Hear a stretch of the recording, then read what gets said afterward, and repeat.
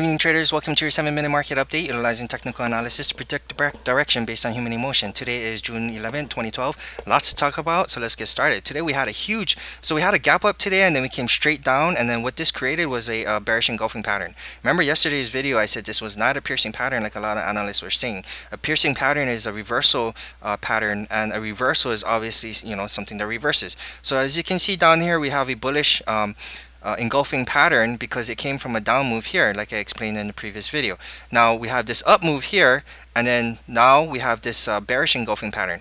Now here's the thing, I still have this level of 135.44 is still definitely valid, and the reason for that is because, we may not even get there, but again, you don't want to chase the market. It's simple. Thursday, if you chase the market down, then you would have gotten stopped out, and if you chase the market up bullishly on Friday, then you would have definitely been stopped out today. So you just have to consider not chasing. Okay, now in addition to that, we have this downsloping descending wedge here. We have this upper trend line that it was not able to break down from. Okay, so if it actually breaks down from this upper trend line here, then there's a possibility that we may continue down, but we didn't do that. We actually may retag this upper trend line here before we get an actual bounce. Another thing that's telling me that this thing might be fake, this bearish engulfing pattern might be fake. In fact, you can find the bearish engulfing pattern on a whole bunch of other stocks out there. And then the opposite of that would be the anything opposite, which would be the dollar or the VIX, would have bullish engulfing patterns, and it's just all over the place. It's nothing new. It's not like, wow, this one stock has a bearish engulfing pattern while the rest doesn't. In addition to that, okay, so let me just explain something. When you have a down move so big, or even an up move so big, a lot of times you get what you call like a 50% retracement before heading down lower. Okay, that's a possibility. So keep that in mind. Another thing I don't like about this bearish engulfing pattern is, look at the volume. The volume was low. If I had volume like this or volume like this, then it would have been much better. And from my experience of trading, engulfing patterns do work, and they do work without volume. But I find it to work better with volume. And because I'm I'm more of the cautious trader than most traders, so I'll miss a lot of trades. But at the same time, I want the odds more in my favor than not, right? Because even though I keep my losses minimum, I also want to keep my losses in general at a minimum as well. So I want to make more correct decisions than making more wrong decisions. Okay, another thing about this trade here is there's a lot of fear in the markets. Obviously, the VIX spiked up dramatically, which is good and bad. But this is options expiration week, so there is a possibility that we could continue down tomorrow, and the institutions from Wednesday, Thursday, Friday may try to prop the market up. And if they don't have enough money to prop it up because there's so much fear, and then fear is the strongest emotion out of the three, which is greed, hope, and fear. So fear would be the strongest one. The institutions won't even be able to control that. Once there's fear, a lot of fear in the markets, then the institutions, no matter what they do, they cannot prop the markets higher with just money alone. So what they'll do is they'll bust out rumors. Same like on Friday, they had that rumor that Spain is going to ask for bailout money, and then it would really depend on if they got that bailout money or not.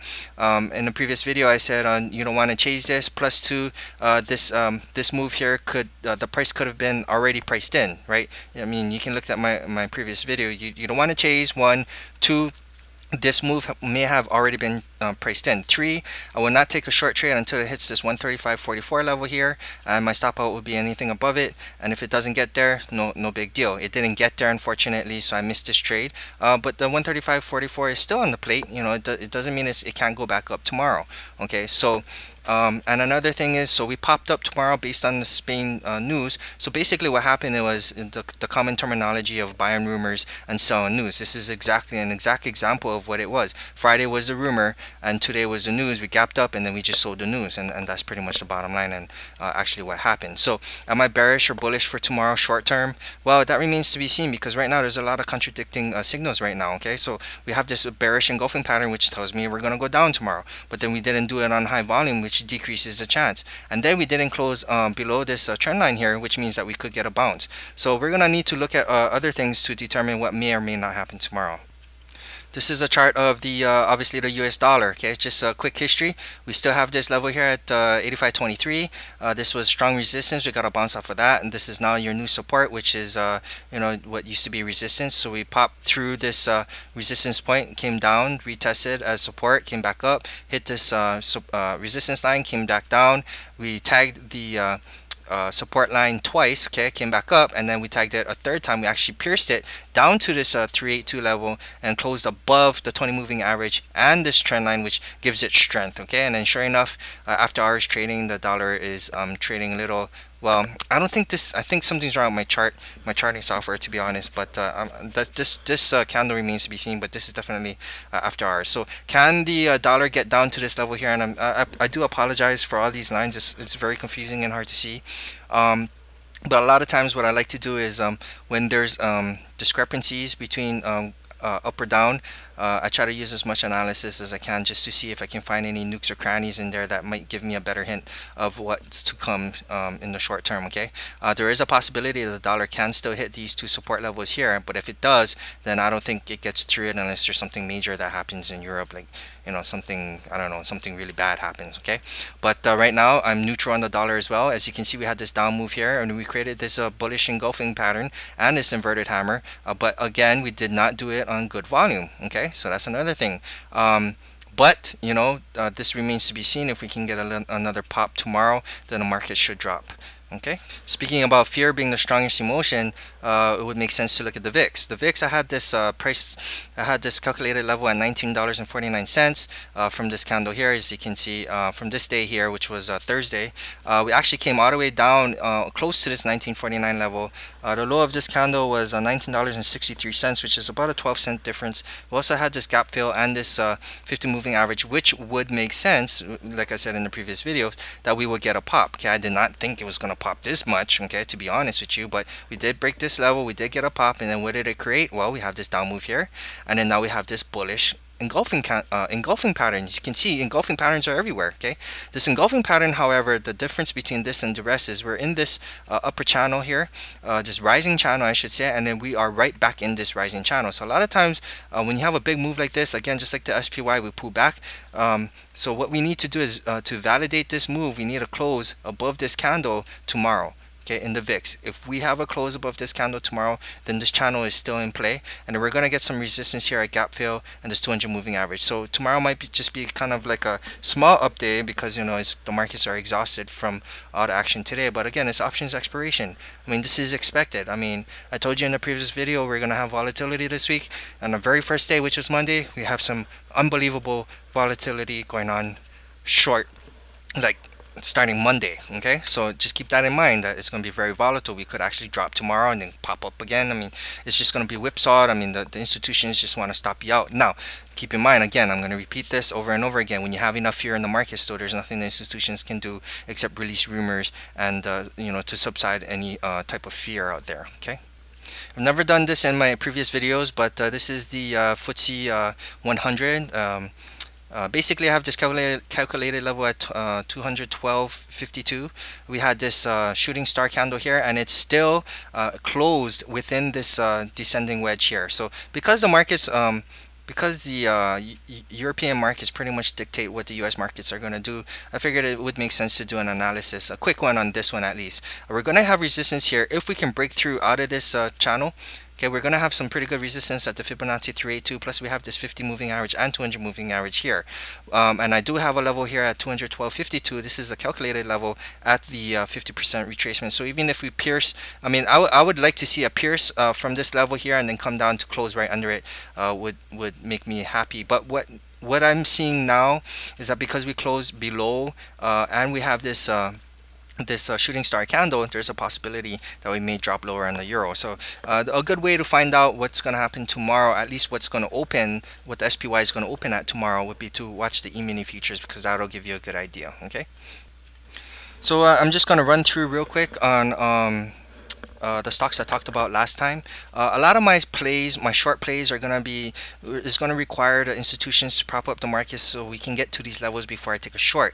And now again, if I don't get to the levels, then I don't take the short. I won't make money and I'll miss the actual trade, but at least I won't lose money. Okay, so that's one thing that you have to think about when you're a trader, is that you have to preserve capital as best as possible. You want to enter immediately. Well, I wouldn't say immediately. For me, in my opinion, I want to enter as close to my stop as possible. That way my losses are very, very minimum. Okay, and if it goes my way, as soon as I'm in the money from the ATR price, then I basically put a break-even stop and then I let the rest run. Okay, and it's that easy. Okay. So I'm just going to run this through real quick. Apple is at 607.62. It did reach this pivot point level here. It didn't quite get there before it pulled back, but it kind of reached there. So I'm still going to wait for Apple to get to 607.62. That's still a valid level for me in my opinion. This is a daily chart of AXP, which is American Express. I have a 57.27 level here. If it can get there, well, this one I'll kind of hesitate for a bit. I'm gonna need to look at the intraday pattern before I take this, and it's only because we're consolidating. And anytime I see a consolidation right before a level, then I kind of hesitate and shy away simply because it's building power to possibly break right through it. Okay.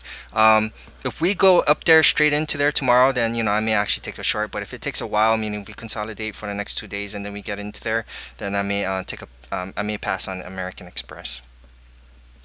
This is a chart of ABX. ABX had a down day today, obviously, like everybody else, but I still have this level here. This level is still valid. Again, it looks like this one may want to consolidate first. It depends. If it continues down tomorrow, then I may take either intraday or a swing long position here. Again, any counter trend trade you want to be in and out. We are still in a valid downtrend, so you just want to keep that in mind. This is a daily chart of Amazon. This 220-270 level is invalid because we came close, and it definitely looks like we're consolidating bullishly. We're right under 200 moving average and right under 618 Fibonacci retracement level. We could blast up all the way up to the 240-70 level, so keep an eye on that one. Okay. This is the daily chart of Caterpillar CAT. Okay, so this 88.64 level held twice and went in, pulled back all the way down here, and then went into this 20 moving average and the 88.64 level, and then had a major pullback again, creating a bearish engulfing pattern. Again, we've been just been seeing this all over the place. If just so happen it can get to this 92.48 level, then I'll consider taking a short. But definitely, if it can get to this 96.15 level straight into it, then I'll definitely be taking a swing short on that one. Okay, that's Caterpillar. Last but not least is Baidu. Baidu came close to this 125.01 level. This one is no longer in play anymore. We're basically looking like we're going sideways. We could blast up into this 131.25, in which case then I'll probably take a short on that one. So that's Baidu.